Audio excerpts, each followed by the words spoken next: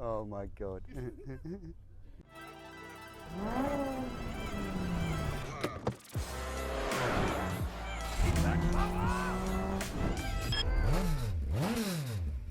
Hi guys, welcome back to Kit Car Direct and MK Sportscars. Well, we are at the amazing Anglesey Race Circuit for round 5 of the Cup 200 Championship. Well, we've had 4 seasons in one day. It's been sunshine, it's been rain, we've had some awesome close racing here.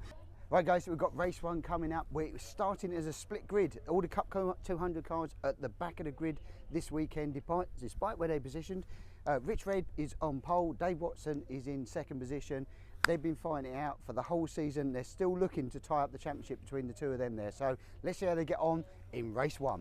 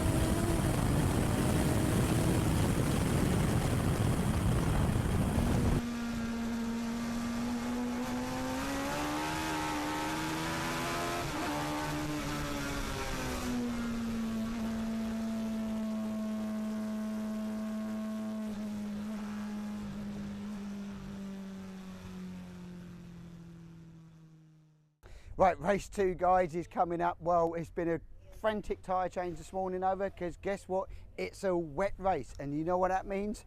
Action all the way. I can't wait to show you race 2.